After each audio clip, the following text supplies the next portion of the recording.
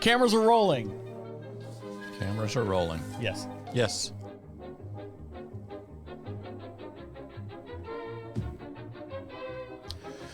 And hopefully I won't have tomato face today. I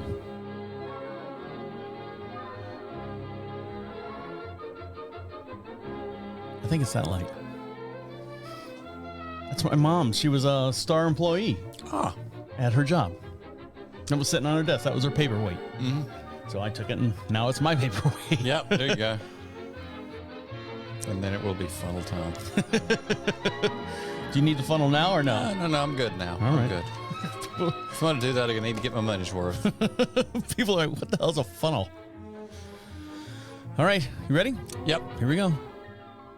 Now for something special. The unit is self-contained with its own saddler, farrier, wheelwright and so on. It's a rigorous training dished on who know all there is to know about horses, and it brings results. We take you behind the scenes now to show just some of the interesting aspects of this training.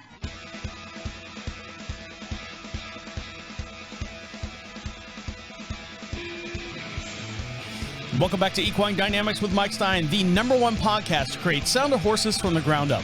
Mike Stine is a registered journeyman farrier with an APF1 accreditation. On this week's episode, talking terminology, we're going to talk about the term fixated patella, or the upper fixation of the patella. Also, exercising horses. We're going to read from an article from March 23rd's American Farriers Journal by Randy Lukart. Yeah. And also, case study that we missed last week. Case study by a horse named Penny. All this and much, much more will be discussed here on Equine Dynamics with Mike Stine. And over to my far right side is Mike Stine. How are you? I'm doing good, Travis. How are you doing today? I'm doing all right. I've changed up my look here. You have. I've got a hat on and beard. I've let my beard grow it out a little bit. Beard or no beard? Do I look good with a beard? Do I look better with a beard or not? You can lie. I don't care. Okay, yes, you do. All right. But you look better without it, too, so there you go. And for every podcast we do, we also have a matching video as well. Make sure you go over to YouTube. Make sure you like and subscribe over there. We've got a lot of visuals that happen here in the studio, and the way you can be part of that is to make sure you like and subscribe over there on YouTube and watch us here in the studio. Me waving to Mike, Mike waving to me, and you can see me with my hat on because I haven't had a haircut in 2 months, and my beard is outgrown a little bit. Mike's got a brand new haircut over there. Looks good. Now, Mike, you're up underneath horses at all hours of the night. I mean, you've been over here sometimes 7:30 at night, and it's dark out there, and I've tried to get you as much light as you possibly can. Now, this hat, do you have a hat like this, Mike? Look at this. Wow. I do not have a hat like that. I got two LED, I know I'm driving the cameras crazy here. I got two LED lights on the front of my brim that are kind of camouflage. You have bright and dim headlights? No, just one setting. So there you go. What do you think? You should get one of these, no? I need one. Walk around in the dark. So what do you got going on, Mike? You had a whole bunch of, you went out to a show or something like that? Well, I went to the NC Tool Company open house this past weekend, and Todd Danielson did a wonderful clinic, and it was always good to catch up with friends. You know, those people that I see once or twice a year or a couple times a year. What kind of clinic was it? It was a shoeing clinic. Oh, okay. I didn't know if it was because sometimes you go to like a massage clinic. Sometimes you go to like a different variations, nutrition clinic. So this is a horseshoeing clinic. A horseshoeing clinic, yes. And Todd did a wonderful job. It was good catching back up. I'd met Todd back at the World Equestrian Games in 2018. Made some new friends, caught up with some new people, caught up with a good number of friends that I see once or twice a year, and had some good bonding and fellowship. And what was the big takeaway that you got, or when you went there? What did you see, or what did you learn? You know, you go there, you always expect something, and then you don't expect something. What was the big takeaway that you got at this clinic? Well, he was, just going over how he figures out where he wants the foot to be under the limb, and they were working on a horse and showed how he goes about it. Everybody has a little bit different spin on how they get there. But at the end of the day, it's getting the horse. They're getting the horse happy. And you've got some pictures over on your Facebook page. Right. And the way you can find that is just search Equine Dynamics Mike Stine over on Facebook. Make sure you like. I think you're pushing, over 5,000 some odd members over there. A couple. Yeah. 2 or 3 members, yeah. 1 or 2 guys out there and a bunch of robots. But you've got pictures from the clinic up there, and you can see that. Go over to Facebook as well. Go ahead. I'm sorry. Yes, I do. Okay. Now, my wife, Mike, are you familiar with the safety sport training that's it's on the internet, and you take this course and stuff? Are you familiar with the safety sport training? A little bit. Tell me what you know, and then I'll tell you what I went through this past weekend. I know that for trainers, they're having to do the SafeSport training. I don't know exactly what all it entails, but I guess I'm getting ready to find out, right? Yes, right here on the U.S. Center for Safety Sport. Now, this is not just for horses. This is across the board. Little League, baseball, basketball, anything that a child or adults are involved in is some places make you take this course in order to qualify to move through like state and federal levels on competitions. Okay. So this is, it says here, take our safety sport courses to be better equipped to prevent, recognize, and respond.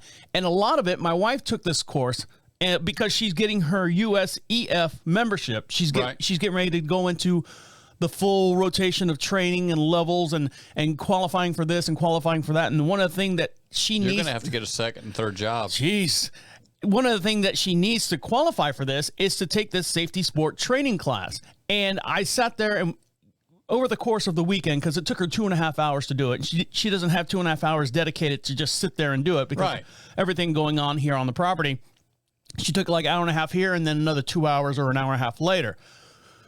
Sitting there at the breakfast table drinking coffee, and the whole entire thing, I'm sitting there listening to. I'm like, "What are you watching?" And it's talking about, not to get too technical on it, but they're talking about like sexual abuse, bullying, abuse. A lot of this stuff that you hear about in schools. Kids are getting abused and getting whatever, bullied a lot. Right. But this is leaning more towards sports and sportsmanship and stuff. So it was just amazing that they actually had this training class, and you don't think about it. Like in Little League, you always made fun of the kids on the team. The worst player on the team plays right field, because the ball's never hit up. Wait a minute, that's where I play. Oh, Mike. I hate to say it, Mike, but you were probably that kid on the team. But, kids get bullied in sports, no matter what sport it is. Water polo, regular polo, baseball, softball, basketball, all that stuff. So my wife had to take this this safety sport training class.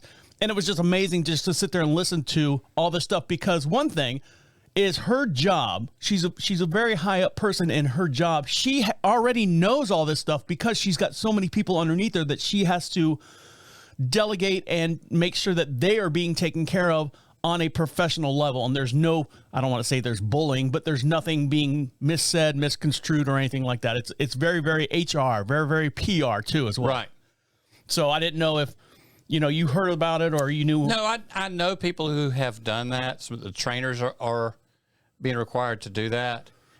In my position, I'm dealing with the trainer, in the training barns I work in, and I'm not dealing directly with kids anywhere. Right. And you're not required to do this because you're not qualifying. You're not competing. I'm not competing, no. Yeah, you're just putting shoes on horses and letting them run. Something like that, yes. All right, guys. Lots to get into. Big show. Lots to talk about. And when we come back, we're going to talk about terminology. Talking terminology, the fixated patella, and what that involves. Stick around. You're listening to Equine Dynamics with Mike Stine. He'll be right back. Switch cameras. There you go. You look good, Mike. Thank you. I don't know if I believe you, but thank you. You always look good. You ready? Yes, sir.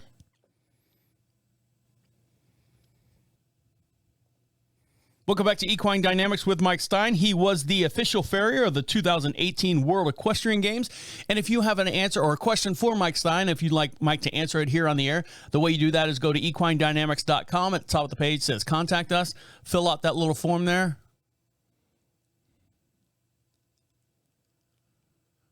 Fill out that little form there. And make sure you put podcasts in there. I got to fix something. Hold on.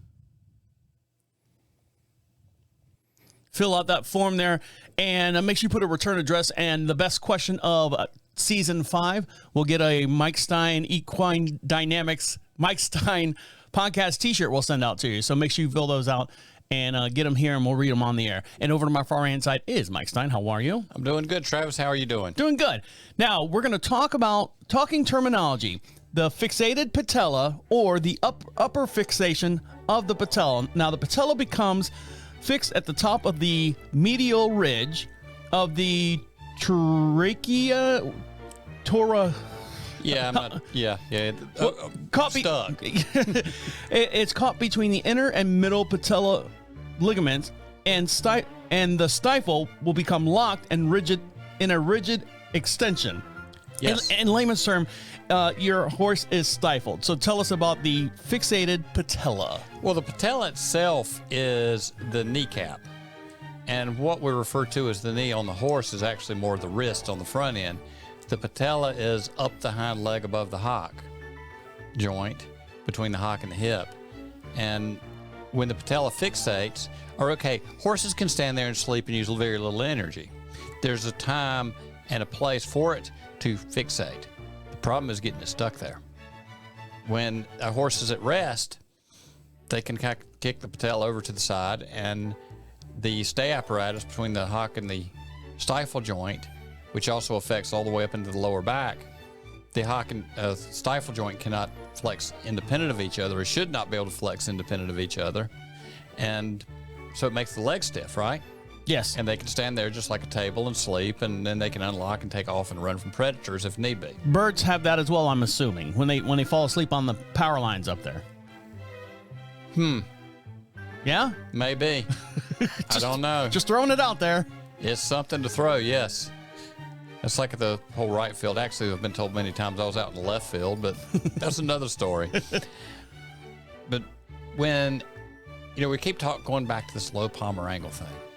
And when you're working on horses and they sit down lower, it drives that leg straighter, makes it easier for the patella to stick. When you're working with horses that have the problem, doing something mechanically to reduce the leverage, provide support, take care of a low palmar angle if that's what you're dealing with, and allow flexion in the leg. So you remember Pepper. We lost Pepper a few months. We lost Pepper, yes. A few months back, and she was a miniature horse. Right. And she would stick. Yeah, her front legs were fine, and her back leg, as she would pick it up, would lock, and then it almost would sit there for a minute up in the air, and then would kick out and then drop again. Is that what's going on there? Yeah. She would stick in the stifle joint. She had a fixated patella problem, and being a lot of small ponies like that do have that, and it is breed and conformation related. If a horse that is real straight in the hind legs is more prone to it than a horse that has some flexion back there.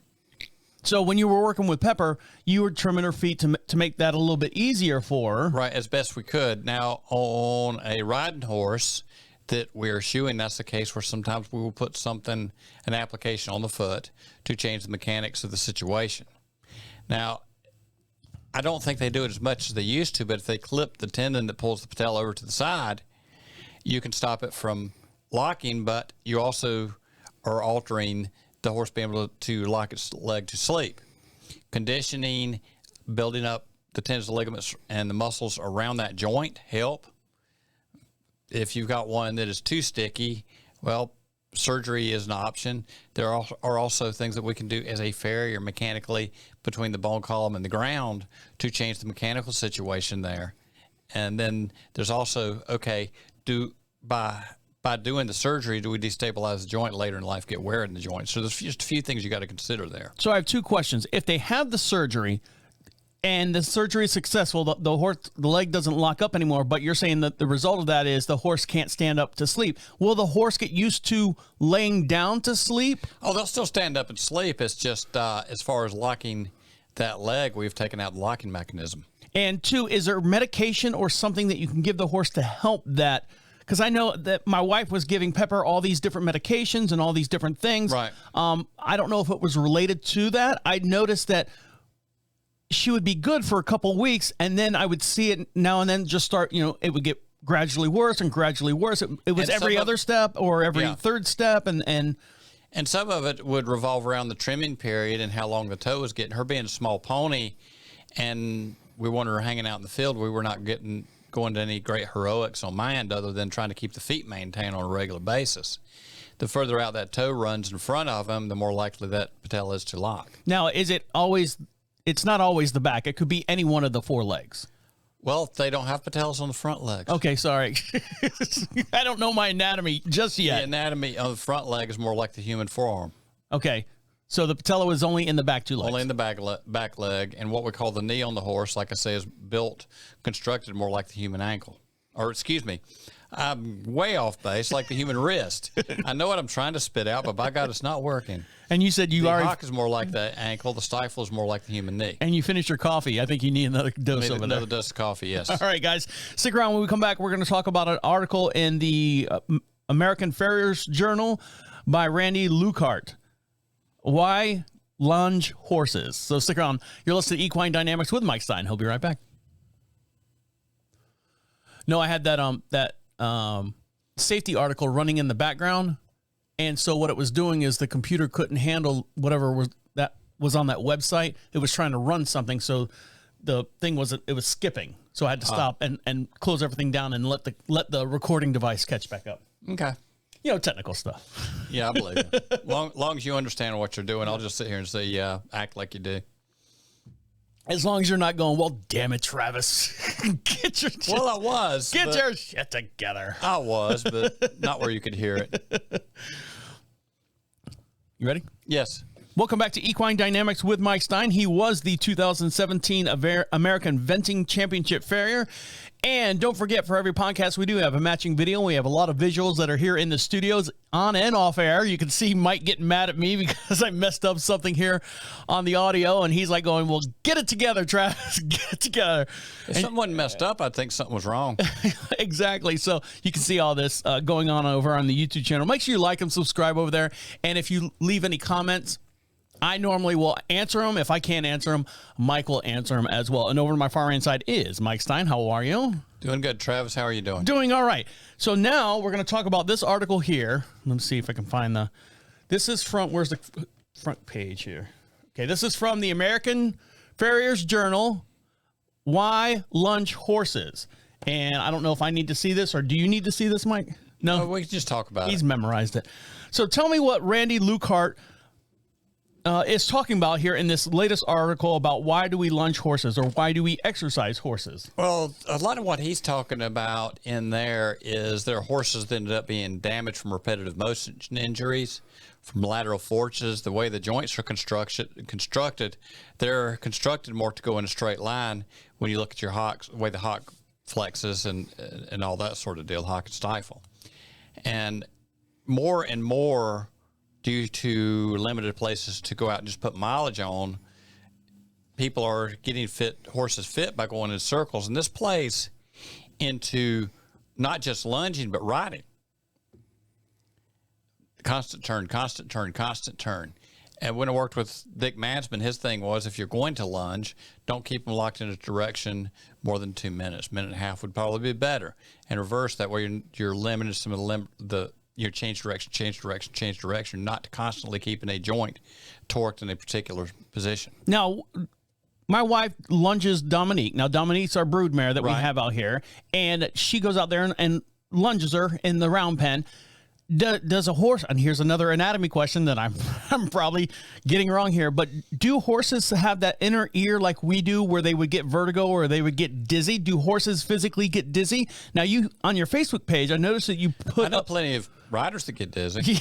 I know. I would be one of them. I just get dizzy watching them. I know on your Facebook page, you posted something about the actual size of a horse's brain and how complex that horse's brain is compared to the size of the body. And that's over on your Facebook page as well. Right. So part of that is the inner ear.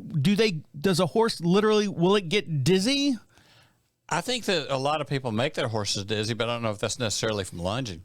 It's just from dealing with people. Right, I'm sure it is. Oh no, people are stupid. We got to deal with this again. Well, I mean, I could take my dog. It's possible. Okay, so it is. They still have the same inner ear function like a human would have. That would be a question that is out of my realm of expertise. Okay. How's that sound for an answer? Well, I never seen the horse's eyes like roll around as when they're done lunging, so I don't know if they get dizzy or they just enjoy running in circles. Something else that we brought up, I think it was on season 2 of this show, something called Pasture Paradise, where you could see the trail running from the barn to the horse feeder out in the field, right. and it's always a straight line.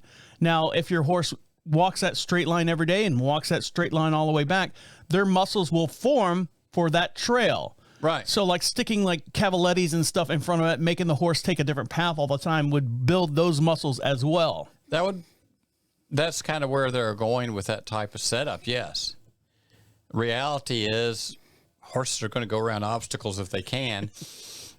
They may not go over them, but if you got everything set up in alleyways, they would be forced to have to. Well, you were talking about running the horse around, or actually, Randy Lucart was talking about, why do we lunge horses in a circle and stuff? And when they start counterbending, most horses at a point when they start building speed, some of them will counterbend, and a lot of times they'll be in one direction, and that has to do with how evenly they are put together. And the horses are typically curved a little bit one way or another, and some of us due to us as being one-sided. Some of it is due to being a horse and they never get a chance to straighten out. So when the object of lunging a horse in a circle are a couple things, and I've watched my wife do this several times. One, it teaches the horse distance between the trainer and the horse itself. Right. When she first got Dominique, the horse would run up on her.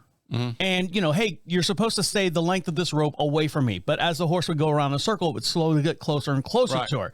So I guess, in effect, you're training the horse to learn its area, its own. Well, the larger circle you can put a horse in, the less mechanical stress there is as far as lateral pressure in the joints, tendons, and ligaments. On the other end, the tighter circle you work, the quicker you can build muscle, because they're fighting the mechanics of the situation. Isn't it weird how we treat the horses, or train the horses, not necessarily treat, but train the horses to build muscle running in a circle? But yes, us as humans, we go to a gym and we sit there and just do standard, stationary squats. We don't run in circles as humans. Well, we run in circles all the time, but that has nothing to do with being in the gym. Yeah, that's life in general. We run in circles. It's just weird how we approach the horse in a different aspect as we as humans approach our maintenance and well-being. I mean, granted, I'm not going to go out there and run in a 12-foot circle. And it used to be a lot more, and with limited space, with lack of places to ride and all this kind of stuff, you go out, you train the horse for 10 or 15 minutes or whatever it is, then you go out and you just put mileage on them to leg them up road work. And you're traversing the hills and everything else and just putting mileage on them. But I think that with time and space and modern society, less of that goes on. So we rely on more quick fixes to get things done. And this is from the article written by Randy Lucart and the latest edition of the American Farrier's Journal. It says, going in a circle may not be the best training or exercise procedure for an animal, especially a horse weighing 1,000 pounds or more. The horse is always changing directions and can become rapidly out of control. The horse's center of mass, the CM, is always a major influence on how the horses function in motion. So there's a little brief snippet from that article there. And if you want to see this article, do you have this article up on your Facebook page? Do not. Okay, we'll get it up there and make. Well, we will do what we can. Some of those articles you have to go back to the journal for. Okay, so there you go. So that's back. They can look up the American Farrier's Journal. American Farrier's Journal, and this is from March 23rd. So there you go. If you want to check that out. And again, the Arthur. We appreciate him letting us borrow. Randy has done a lot for the horse world. Yeah, and that's Randy Lucart, Luikrt. All right, guys, stick around. We've got a lot more to talk about. We're going to talk about a case study that Mike had we didn't get to last week, and that's the case study of Penny. So stick around. You're listening to Equine Dynamics with Mike Stine. He'll be right back. That's how you fix things, Mike, right away. Yes. All right, let me go back to this camera here, and then we'll go to this. You ready? Yep.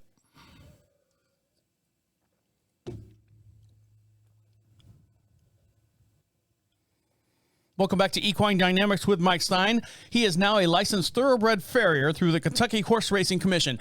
And if you'd like to ask Mike Stine a question over there, the way you do that is go over to equinedynamics.com. At the top of the page says contact us. Fill out that little form there, and the best questions will get a Equine Dynamics t-shirt. We'll send that out to you for the best question of season 5. And also, if you'd like to have Mike come out and perform a clinic at your location, the way you do that is there's a little tab up there that says clinics. Fill that out. He can come out to your event or your location and give you a one-on-one clinic or to a group of people. Just fill that out and Mike will pencil you in. And over on my far hand side is Mike Stine. How are you? I'm doing good, Travis. How are you doing, sir? Doing good. So last week we were talking about this case study, and unfortunately we ran out of time, so we're going to talk about now a case study by a horse named Penny. So let's talk about what's going on here. And don't forget, for every podcast we do, we have a matching video, and you can see all the visuals and all the stuff that's going on here in the studio alongside of us as we talk about it here on the air. So these are some x-rays of Penny. Right, you have left and right laterals, meaning from shooting from the outside in. And if you notice, there's a lot. You see where the bone column runs, right? Yes. And you see where the coffin bone is. Yes, it's down here. And you see the foot is running away from the coffin bone. And when you go out into that dorsal wall, you can see a little bit of a dark line up through there, out towards the front of the foot. Down. There you go. Back. Oh, back here. In the middle of the, there you go. There it is. I see it. And this horse has been around with some laminitis. How old is this horse? Let's start there. Approximately. A little bit older. Okay. Later, let's say mid-20s. Okay, mid-20s. We can say that. Let's say mid-20s. Okay. Let's go with that. It sounds like a good number. And at this point, the horse had been in wooden clogs. And you can see in the sidewall where there were some attachments. Now, this horse, the right side horse, or the right foot here, looks so much smaller than the left side. Is this the same foot or no? We have left and right. Okay. If you look on the hoof wall itself, it is a totally different foot. Yeah. I mean, this could be two foots from two different horses. 2 foot from 2 different horses, yes. So the feet have been running forward hard with growth. And if you look at where the tip of the coffin bone is, and we were talking about breakover the other week, correct? Correct. Where the breakover on that foot has ended up at the end of the shoeing period. And those feet have taken off real hard out to the front.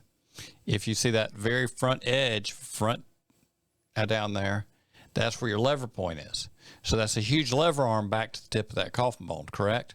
Yes. And we're torquing against the lamina and all this. And at this point, the pony is not a happy camper. So we can, Yeah, go ahead. I'm sorry. No, you're not. No, I just... No, you're not. Okay. I just had to make sure something was running right. Go ahead. Right. So at this point, we do trim the horse's feet.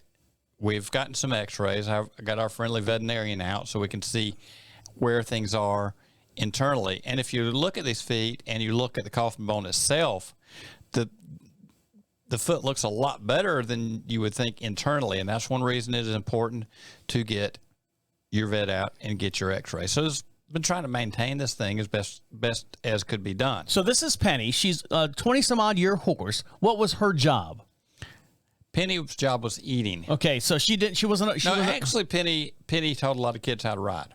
Okay, that's always good. That's a good job to have. Yeah, very honorable. And she probably took the safety sport training class too. She probably did. Probably has it down by heart. So let's get into the other x-rays that you have here. So right. These two here. Now, tell us what we're looking at here. This looks like the horse is standing on like a runner's or a starter block. It is on a starter block. It's getting ready to start. But what we did here was I did use some power tools. We trimmed off the front of the foot. Are these like deck screws again? They are like deck screws, but they are into the ultimate package holding a wedge on the bottom. Okay. So what we're doing is moving the mechanical base back up under the coffin bone. And if you look on the ground surface where that breakover is tapered back on the ultimate itself, it's getting right back up there into the tip of the coffin bone, maybe even slightly behind it at that point.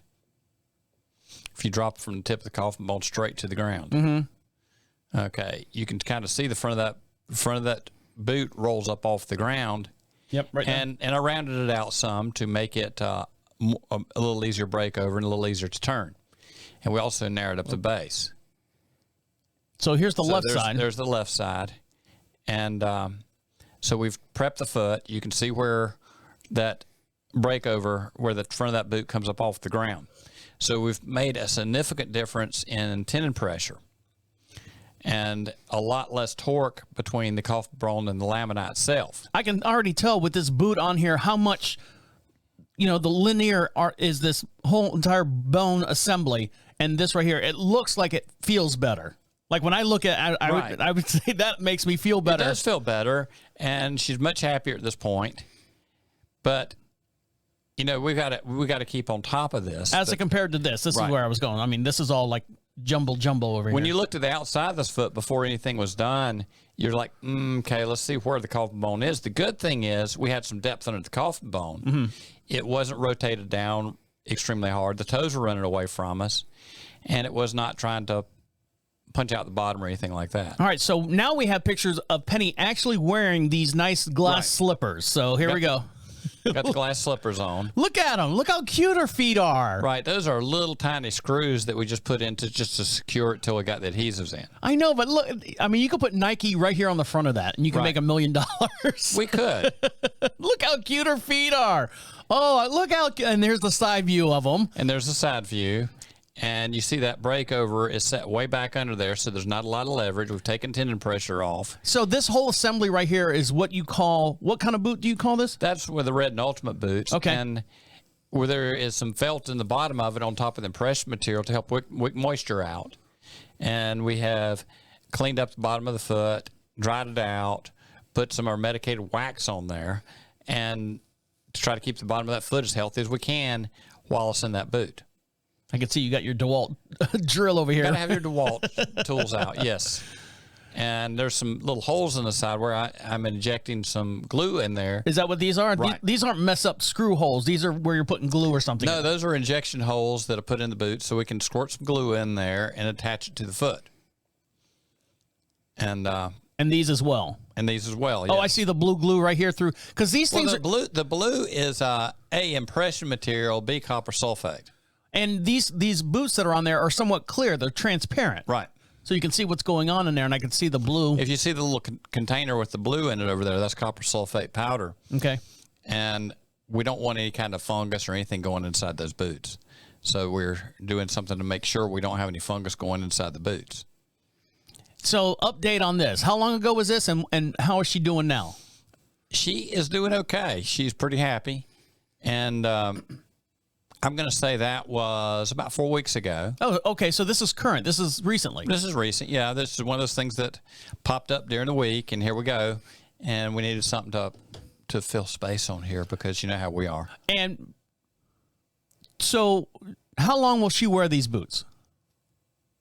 Well, we were looking at 6 to 8 weeks, taking a look at her and see where she is. In an ideal situation, we will get an X-ray unit out there, and we will shoot X-rays to see what's changed internally and how much depth we have developed.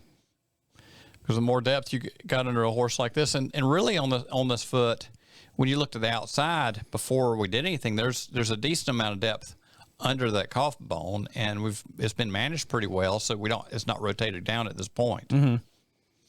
I don't have any of the earlier X-rays at this point, but right now we got a happy pony that can teach, hopefully in the next few months can get out there and pack some kids around, start some kids on ponies. So she can't work while she's wearing these boots? That is not meant to be a working boot. Okay, so this is a recovery boot? That's a recovery. This is for a first aid recovery deal. All right.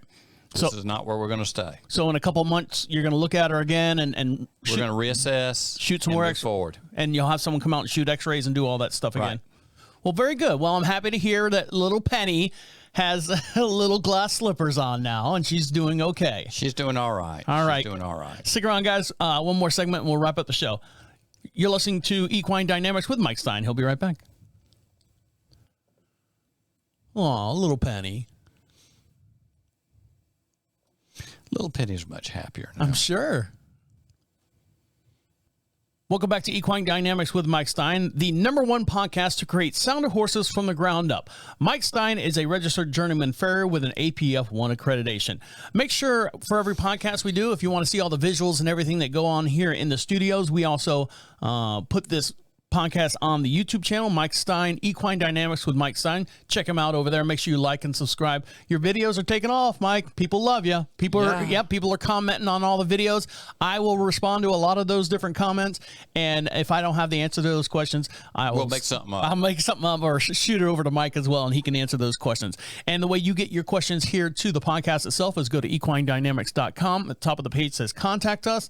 Fill out that little form there. Make sure you put a return address. We'll send you out some magnets, some stickers. Mike's still sporting his little Equine Dynamics. I got new suspenders. New suspenders with the button logo on there as well. And over to my far hand side is Mike Stine. How are you? Doing good, Travis. All right, so what did we learn today? Talking terminology, the fixated patella. We had a little discussion about what a fixated patella is and how to recognize what's going on, and a little brief how to work with it. And in layman's term, it's the horses being stifled. Being stifled, yes. And you know, there are a lot we can do to help with the situation. I worry about the surgery part, slicing that, because you know what plantar fasciitis is, right? Right. So is it kind of like plantar, not in the same sense, but where they slice the bottom of your foot? I know people out there are now going, "Ugh." Well, they don't slice the bottom of the foot. Well, they on plantar fasciitis they do. Right. Yeah, to relieve that pain or well, that. that's not where the patella is not in the bottom of the foot, so you wouldn't do any good to cut them there. No, but I'm saying us as a human, slicing that tendon so you can walk, you're slicing the tendon on the patella to get the horse from locking up. Is that correct? Yeah, well, it's the ligament. The ligament, The that's tendon ligaments, or excuse me. Yes, the tendon that pulls the patella over to the side. And slicing that, oh, that just makes me nervous. It makes me nervous when you Well, start if they do, I mean, it's not a very big incision. Okay. And ideally, we would take some other approaches before we get to that point to see if we can strengthen up the leg and work around that situation mechanically. So would a horse, like if you had a racehorse, like a track horse, Right. if you were to slice that, would it affect its game at all? You know, there's plenty of horses out there that have had the surgery, and I don't think they do it as fast as they used to, that as far as competition horses do pretty well. It's later on in life where are they at that point because we did that. All right, and we also read from the American Farriers Journal from March 23rd, or March 2023, an article written by Randy Lukehart, sorry, about why do we lunge horses and the frequent of tight circles. Right, and you know, we got to pay attention to what we're doing when we're lunging horses. I know that, like when Richard, I'm not even going to attempt his last name, Mangrum. You could say that, yeah. Malgram, is that the way you say it? We apologize, Richard. We apologize, Richard. But, you know, a lot of times he works a horse more in like a 8-sided, more like a stop sign when he's driving him. And I've seen other people do that also. And part of that is to get a horse to balance himself. But you're as you straighten it out at certain points, you're constantly changing pressures. If you're always leaned into it, you're constantly got the joint in a bind. And then you're, stressing collateral ligaments and whatever else you may be stressing in there. And then the case study of Penny, who's wearing the glass slippers. So this is the before. This is the before. And her main problem in these x-rays were what? Chronic laminitis. Okay. And, there's a lot we can do to help these guys out. There's a lot of different ways to go at it. On this one, we chose to go with the Red and Ultimates at this point and try to find a place to get this gal happier where she can get back to doing her job. Now, looking at these feet, Mike, like the left one here, I'm looking how large this x-ray is, and then you look at this photo here of the actual boot on Penny's foot, and her foot looks so small, so dainty compared to how large this x-ray. I mean, look how much that front of the foot comes out past that coffin bone. Well, there's a lot of that foot that had been removed, and most of it off the front. Mm-hmm. And honestly, in that situation, we pulled out the dewalt and remodeled the foot so that it would fit in the boot. Because the way it was, that wouldn't even work to get into the boot without really rearranging the boot. So she's doing well. Penny's doing well after all this. Right. All right, great. All right, guys.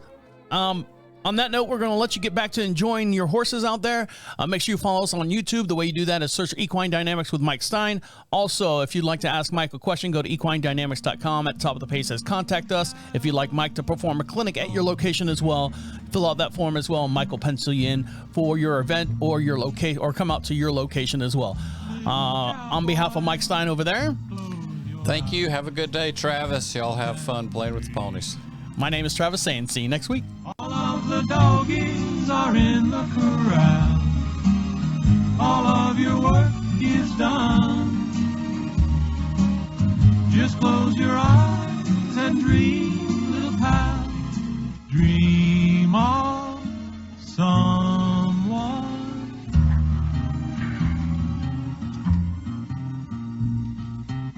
Lucky. Good night, Ned. Night, Dusty. Good night, Ned. Good night, Ned.